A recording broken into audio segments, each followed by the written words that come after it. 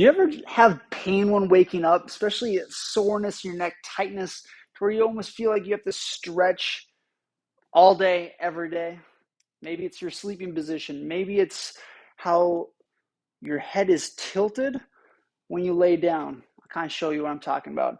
So, pillow dependent for most people, the best position that you can sleep in is either on your back or on your sides. The worst is when you're laying on your stomach, because that is forcing you to turn your head in a random direction. But when that happens, and why people find this comfortable, is the heart drops forward, which has a calming effect to the body and to the brain, which allows you to get into deeper sleep. But when we have constantly gravity pressing down on us, it affects the structure, especially musculoskeletal tissues. So when we look at that, we want to make sure that, let's say, one, we're not sleeping on our stomach. Because a lot of times when patients even come to see me, a lot of times when they sleep on their stomach, there's no traumas, there's no accidents. They just start having this random pain. It starts to progress and get gradually worse as time goes on.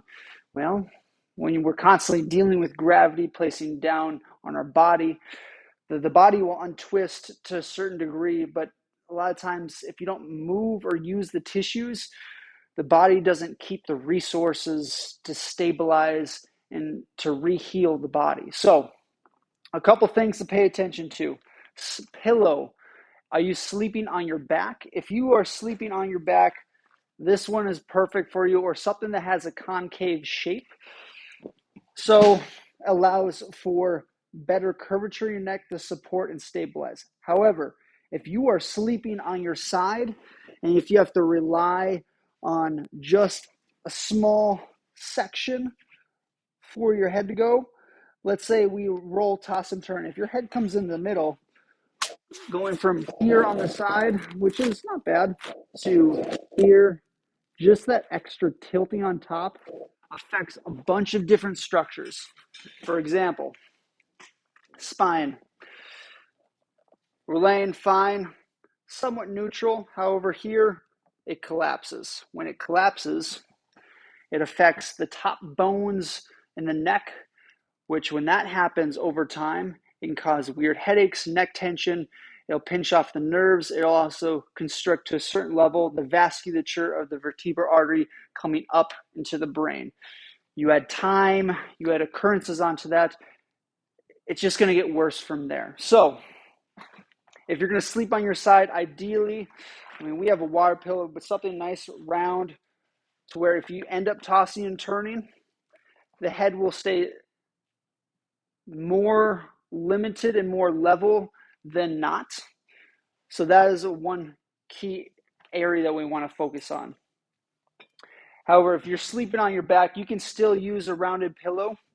Ideally one that has a little give. So that's why we like the water one that we do. Because it doesn't matter what position we find her in, it keeps the head level throughout on a constant basis. Okay? Now, the worst one that you can do, let's get this out of here. Sleeping on your stomach. Now, when sleep on the stomach, head turns to the side, feels comfortable. That's just granddaddy. What's even worse is if you get a leg up here on top, or if we're like in different positions like that, how is that affecting the bottom pelvis from the rib cage? And how is that affecting the upper torso, shoulder girdle? So when we look at this on the stomach and the head turns to the side, I'll kind of keep this here. How is that affecting the structure? I'll show you a few x-rays as well. That is not normal. That is pinching off nerves. That is affecting the muscle and tension around the whole spine. It's not just upper back, neck. So don't sleep on your stomach. If you're going to sleep on your side, pay attention to the tilting of the head. Ideally, best is on the back because of gravity and it helps support the curve. And we can also add in a few other small things as well. A couple other small things. If you're on your back, having a pillow underneath the knees. So one, it elevates and untilts the pelvis so you don't cause hyperlordosis or more curve in your lower back. But when you have the pillow, it relaxes that curve there, which can ease the tension of the nerves coming out of the spine, so you don't have this weird sciatic nerve pain, tingliness, numbness going down to the legs. So that will work really, really well. And if you have to go from stomach sleeping, how can I switch this up?